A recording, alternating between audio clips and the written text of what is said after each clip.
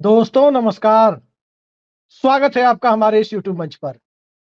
दोस्तों, जिस प्रकार से 2020 के राष्ट्रपति चुनाव में अमेरिका में भारत के प्रधानमंत्री नरेंद्र मोदी ने अगली बार ट्रंप सरकार का नारा लगाया था, तो सोचा भी नहीं था कि ठीक 4 साल बाद जब दूसरी बार डोनाल्ड ट्रंप राष्ट्रपति बनेंगे, उस वक्त का चुनाव हारने के बाद सत्ता में वापसी करते हुए दिखाई देंगे, तब नरेंद्र मोदी को उस शपथ ग्रहण समारोह में शामिल होने का न्योता देने के लायक नहीं समझा जाएगा।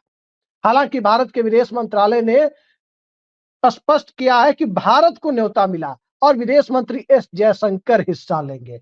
भारत को न्योता मिला या भारत के प्रधानमंत्री को न्योता मिला या भारत की राष्ट्रपति महोदया को न्योता मिला, ये स्पष्ट अभी तक नहीं हो पा रहा है, क्योंकि अब तक उन न्योतों की लिस्ट को देखें तो दुनिया भर के उद्योगपतियों को न्योता दिया गया है।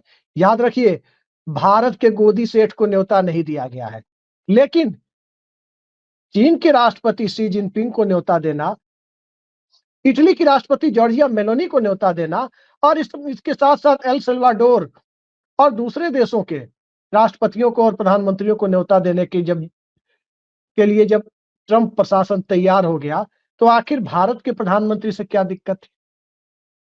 दरअसल अमेरिका में कई तरह की बातें चल रही है। अमेरिका एक दिलचस्प मोड़ पर खड़ा हुआ दिखाई देता है। एक ऐसा राष्ट्र जिसने दुनिया के सबसे बड़े उपभोक्ता बाजार के रूप में भारत की पहचान की। एक ऐसा देश जिसने शीत युद्ध के बाद, सोवियत संघ के विघटन के बाद की परिस्थितियों में भारत के साथ दोनों तरफ से साझेदारीपूर्ण रिश्ते को रखने के लिए आगे बढ़कर कदम ताल किया। यहां तक कि 2008 में न्यूक्लियर डील को लेकर जॉर्ज बुश, उस वक्त के राष्ट्रपति जॉर्ज बुश जूनियर का अपनी सीमाओं को, अपने दायरे को भी कई बार आगे बढ़कर भारत के समर्थन में और न्यूक्लियर डील के समर्थन में खड़े होते दिखाई दिए थे। 2009 में G20 के सम्मेलन के दरमियान हमने यह भी देखा कि अमेरिका के उस वक्त के राष्ट्रपति बराक ओबामा ने कहा मनमोहन सिंह के बारे में, आर्थिक मंदी से जूझ रही दुनिया को रास्ता दिखाने का आह्वान किया कि मनमोहन सिंह ही रास्ता दिखा सकते हैं। अचानक 2025 में ये हो क्या गया कि अमेरिका में लंबे अंतराल के बाद किसी राष्ट्रपति के शपथ ग्रहण समारोह में जब अंतर्राष्ट्रीय नेताओं को, दुनिया के बड़े देशों के राष्ट्राध्यक्षों को या शासनाध्यक्षों को बुलाया गया, तो भारत के प्रधानमंत्री को छोड़ क्यों दिया गया? दरअसल परिस्थितियां कुछ दूसरे तरह की बन रही है। भारत का मौजूदा सत्ता निजाम क्या अमेरिका के साथ और ट्रंप प्रशासन के साथ, या यूं कहें व्हाइट हाउस के साथ, उस तरह के संबंधों का निर्वाह नहीं कर पा रहा है? द्विपक्षीय संबंध भारत के अमेरिका से 1991 के बाद से हमेशा प्रगाढ़ रहे हैं, लेकिन भारत के साथ संबंधों का प्रगाढ़ होना और भारत की मौजूदा सत्ता के साथ, सत्ता में बैठे हुए लोगों के साथ संबंधों का प्रगाढ़ होना, दोनों दो बातें हैं। अब वो बातें अतीत का हिस्सा बन चुकी है। जब नमस्ते ट्रंप कार्यक्रम का आयोजन अहमदाबाद में हुआ, सरदार पटेल मोटेरा स्टेडियम तब कहते थे, अब नरेंद्र मोदी स्टेडियम कहते हैं। उस स्टेडियम के किनारे झुग्गियों में जो भारत की गुर्बत दिखाई दे सकती थी, उस गुर्बत को छिपाने के लिए वहां पर टेंट वगैरह तो लगा दिए गए थे, वहां पर किसी तरह से पर्देदारी कर दी गई थी, लेकिन ट्रंप के स्वागत में कोई कोर कसर न छूटे, इसके लिए लॉकडाउन के लिए भी तब तक का इंतजार किया गया जब तक कि ट्रंप साहब भारत से बाहर अमेरिका वापस नहीं लौट गए थे। सब कुछ आपने 2020 में देखा और उस भारत को भी देखा आपने, जिसमें प्रधानमंत्री, जिसका जिक्र मैंने किया कि अगली बार ट्रंप सरकार का नारा भी लगाया। लेकिन अब क्या हो गया, जिस हालात में कहा जा रहा है, मैं नहीं कह रहा, आप हमारी स्क्रीन पर देख सकते हैं भारत के पूर्व वाणिज्य मंत्री डॉक्टर सुब्रमण्यम स्वामी के ट्वीट को।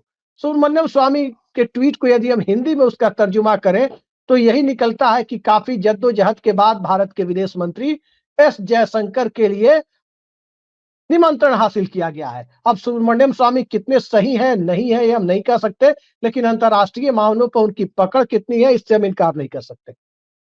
अमेरिका में कई चीजें चल रही है भारत की सत्ता में बैठे हुए लोगों को लेकर।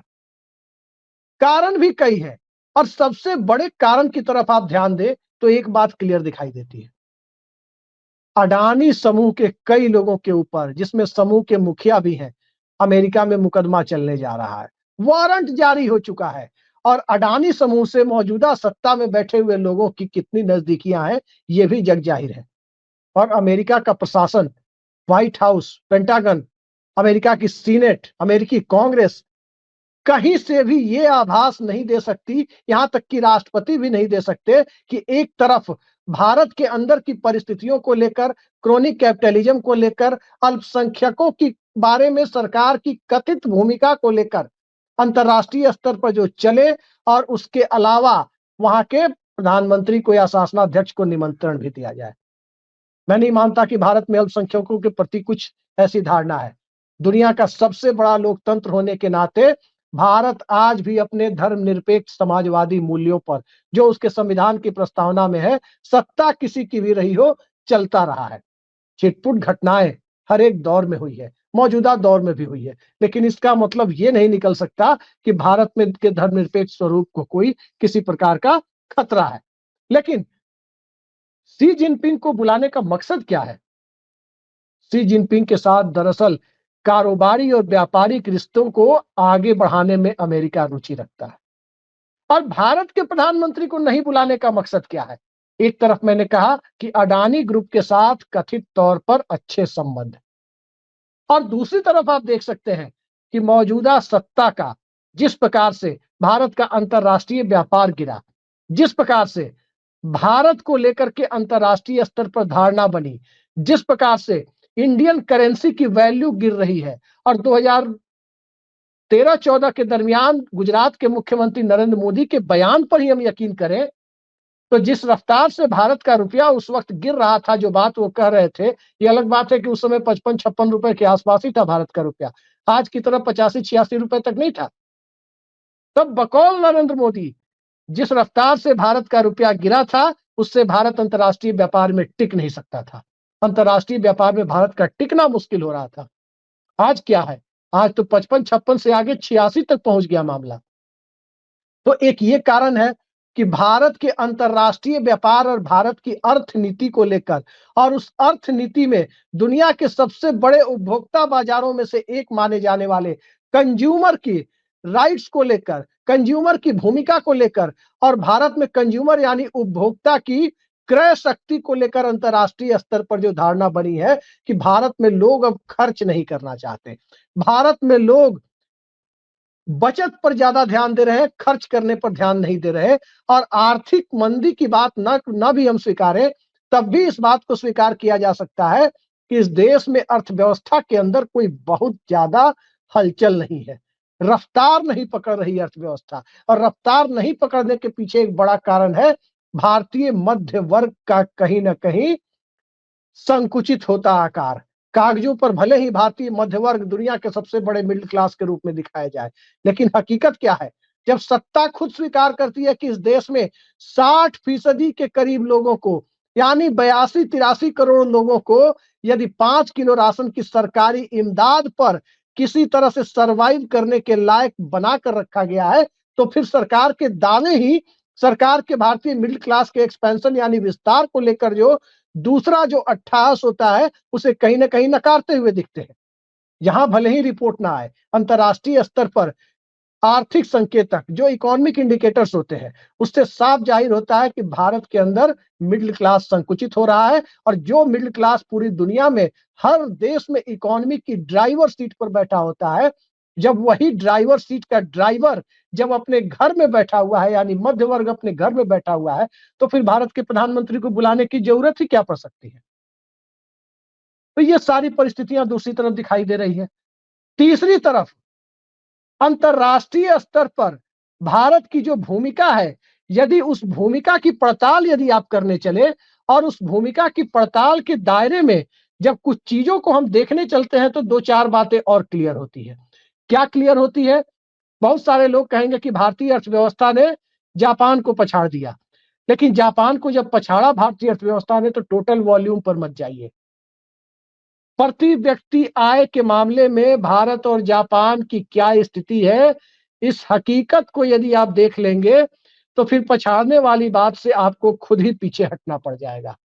तो उस अर्थव्यवस्था वाले देश को जिसकी प्रति व्यक्ति आय से ज्यादा बांग्लादेश, जो एक डिस्टर्ब कंट्री है अभी, जो अशांत देश के तौर पर फिलहाल देखा जा रहा है, उसकी प्रति व्यक्ति आय जब भारत से ऊपर दिखाई देती हो, तो आप अंदाजा लगा सकते हैं कि आर्थिक अहमियत आपकी कितनी कम है। जापान की जनसंख्या कितनी है? तकरीबन 12.5 करोड़, और उसकी जीडीपी है तकरीबन 4.25 ट्रिलियन। और भारत की जनसंख्या कितनी है? जापान की 12.5 करोड़ और भारत की जनसंख्या है 142 करोड़। अनुमान के मुताबिक, 11 के बाद से जनगणना हुई नहीं है, लेकिन अनुमानों के मुताबिक 142 करोड़ के ऊपर है। और भारत की भी जीडीपी है 4.25 ट्रिलियन। 0.02 ट्रिलियन, 0.02 ट्रिलियन, यानी बहुत मामूली सा जापान से आगे गया है। अब जरा इसको प्रति व्यक्ति आय के हिसाब से देखिए। प्रति व्यक्ति आय जापान की $52,640 के आसपास है, और भारत की कहां टिकती है? भारत की टिकती है 2,481, $2,500 से भी कम। कहा वो 52,000 से ऊपर, $52,000 से ऊपर, यहां $2,500 से भी कम, $2,500 से भी कम सालाना आय, प्रति व्यक्ति आय है। तो इस लोअर इनकम ग्रुप के ऊपर स्वाभाविक है कि इसकी क्रय शक्ति से ऊपर ले जा सकती थी। लोगों के हाथ में रोकड़ा होना, खर्च करने की आदत होना, यह ऊपर ले जा सकता था। लेकिन खर्च करने की आदत कब होती है? जब देश की अर्थव्यवस्था में रफ्तार होती है, जब तरक्की होती है, जब जीडीपी का पहिया बहुत तेजी से घूमता है। लेकिन वो स्थितियां अभी भारत की नहीं है। यहां तो सब कुछ चल रहा है कि गोदी सेठ के लिए, गोदी सेठ के द्वारा, और गोदी सेठ का सब कुछ गोदी सेठ को समर्पित कर दिया जाए। इस व्यवस्था में जब गोदी सेठ खुद ही एक मुद्दा बन जाए, ऑस्ट्रेलिया से लेकर अमेरिका तक मुद्दा बनते हुए दिखाई दे, तो आप सोच सकते हैं कि गोदी सेठ के साथ नजदीकी संबंध रखने वाले नेताओं को भला अमेरिका क्यों अपने राष्ट्रपति के शपथ ग्रहण समारोह में बुलाएगा। वो भी परिस्थिति है। एक परिस्थिति कुछ दिनों पहले उभरी थी कि 1 साल के दरमियान जितने लोग अमेरिका में घुसने की, अवैध तरीके से घुसने की कोशिश करते हुए पाए गए, उनमें से आधे के करीब, लगभग आधे लोग गुजरात से थे। तो क्या अंतरराष्ट्रीय स्तर पर वो छवि खराब हो रही है जो महात्मा गांधी के सहारे गुजरात की छवि पूरी दुनिया में बनी थी, वहां के मेहनती लोगों की छवि बनी थी? तो ये सब कुछ दिखाई दे रहा है कि अमेरिका और भारत के संबंधों में एक राज्य का, एक नेता का, एक व्यक्ति का वर्चस्व, दुनिया का सबसे पुराना लोकतंत्र माना जाने वाला अमेरिका शायद स्वीकार करने को अब तैयार नहीं है। भले ही मोदी के दोस्त ट्रंप दोबारा सत्तासीन हो चुके हों, लेकिन सुब्रमण्यम स्वामी का जो ट्वीट है वो इस बात के लिए कि तस्दीक करने के लिए काफी है कि क्या अगर उनकी बात सही है तो बहुत ज्यादा जोर आजमाइश नहीं हुई होती तो जयशंकर को भी न्योता नहीं मिलता, भारत के विदेश मंत्री को भी बुलाने के लायक नहीं समझा जाता। भारत के प्रधानमंत्री नरेंद्र मोदी ने भी 2014 में जब पहली बार प्रधानमंत्री पद की शपथ ली थी, तो पाकिस्तान के प्रधानमंत्री नवाज शरीफ से लेकर तमाम पड़ोसी देशों के राष्ट्राध्यक्षों या शासनाध्यक्षों को आमंत्रित किया था। अमेरिका में परंपरा नहीं थी, लेकिन इस बार इस परंपरा का निर्वहन किया जा रहा है। बड़ी संख्या में अंतर्राष्ट्रीय नेताओं को, बड़े बड़े देशों के नेताओं को बुलाया जा रहा है। लेकिन नेताओं को बुलाने के दौर में देश की वस्तु स्थिति का ख्याल रखने की जो परंपरा, नई परंपरा अमेरिका में डाली जा रही है, क्या यह अंतर्राष्ट्रीय कूटनीति के लिए सही है? भारत की राजनीति को एक तरफ रखते हैं, कुछ लोग आकर यह भी कहेंगे कमेंट बॉक्स में कि भारत और भारत के प्रधानमंत्री अमेरिका के राष्ट्रपति के शपथ ग्रहण समारोह में जाने के लिए लालायित नहीं थे। लालायित थे या नहीं थे, ये अलग बात है। लेकिन शी जिनपिंग को न्योता दिया जाना और नरेंद्र मोदी को न्योता नहीं दिया जाना, ये साफ जाहिर करता है कि इस देश के अंदर अंतर्राष्ट्रीय स्तर पर जो छवि बनी है, उसके लिए देश के अंदर की परिस्थितियों का भी बड़ा योगदान है। अंतर्राष्ट्रीय अर्थव्यवस्था में भारत की ताकत का भी बड़ा योगदान है। और चाहे भारत के अंदर की राजनीति कुछ भी हो, अंतर्राष्ट्रीय स्तर पर हर देश की राजनीति अलग होती है, देश के अंदर पक्ष विपक्ष सब होते हैं, लेकिन अंतर्राष्ट्रीय स्तर पर मौजूदा दौर में भारत के प्रधानमंत्री नरेंद्र मोदी हैं, वो किसी दल के प्रधानमंत्री नहीं है। शी जिनपिंग को जब इनवाइट किया गया तो परिस्थितियों को मद्देनजर रखते हुए अमेरिका को व्यक्तिगत तौर पर नरेंद्र मोदी को भी इनवाइट करना चाहिए था। खैर, 20 जनवरी है अभी, हो सकता है कि शायद कुछ कोर्स करेक्शन हो, फिर से इनवाइट किए जाने वाले लोगों की लिस्ट आए, उद्योगपतियों की बड़ी लिस्ट आ रही है, अंतर्राष्ट्रीय नेताओं की बड़ी लिस्ट आ रही है और इन सब से आगे बढ़कर ट्रंप प्रशासन अगले 4 सालों में अमेरिका की आर्थिक नीति, अमेरिका की सामरिक नीति, अमेरिका को लेकर अंतर्राष्ट्रीय स्तर पर जिस प्रकार के हालात बने हैं, खासकर ट्रंप के बयानों को लेकर, कनाडा के बारे में, ग्रीनलैंड के बारे में दिए गए बयानों को लेकर, क्या उन बयानों के साथ अंतर्राष्ट्रीय समुदाय खड़ा है? ये भी एक बड़ा सवाल है और इसी सवाल के दायरे में उस सवाल का जवाब भी पूरी तरह नहीं तो कुछ हद तक मिल जाता है कि गुटनिरपेक्षता के साथ खड़े रहे देश के प्रधानमंत्री को नहीं बुलाने की जहमत आखिर क्यों उठाई गई। फिलहाल तो इस परिस्थिति पर ध्यान देने की जरूरत है कि भारत अमेरिका संबंध क्या 1991 के बाद जितने प्रगाढ़ रूप से सामने आए थे वो प्रगाढ़ता अब बनी रहेगी या उसमें कहीं ना कहीं वैश्विक परिस्थितियों और ट्रंप प्रशासन, रिपब्लिकन शासन का एक बड़ा रोल होगा। रिपब्लिकन धड़े से आने वाले प्रधानमंत्री राष्ट्रपति जॉर्ज बुश भी थे और जॉर्ज बुश के साथ बेहद प्रगाढ़ संबंध रहे। पिछले कार्यकाल में ट्रंप के साथ कितने प्रगाढ़ संबंध रहे वो अगली बार ट्रंप सरकार वाले नारे से भी, जिस पर कई लोगों को आपत्ति थी, उस नारे से भी अब समझा जा सकता है। लेकिन वो गुजरे जमाने की बात हो गई वो नारा। अब उस नारे के आगे वैश्विक परिस्थितियां पोस्ट कोविड एरा में 2020 के बाद, लॉकडाउन के बाद की परिस्थितियों में और आर्थिक झंझावातों के दौर में ज्यादा मजबूत परिस्थितियों में सामने आ रही है और वही आज की वास्तविकता है कि आपकी आर्थिक ताकत अंतर्राष्ट्रीय स्तर पर आपकी कूटनीतिक ताकत का प्रतिनिधित्व करने में सबसे बड़ी भूमिका निभाती है। तो भारत की आर्थिक ताकत, इस देश के लोगों की आर्थिक ताकत के आईने में देखने की कोशिश की जाए तो हम तीसरी दुनिया में भी सबसे निचली पायदान वाले देशों में जाकर खड़े हो जाते हैं। फिर भला दुनिया की सबसे बड़ी अर्थव्यवस्था वाला देश अमेरिका भारत के राष्ट्रपति या भारत के प्रधानमंत्री को बुलाने की जहमत क्यों उठाएगा? आगे आगे देखिए होता क्या है।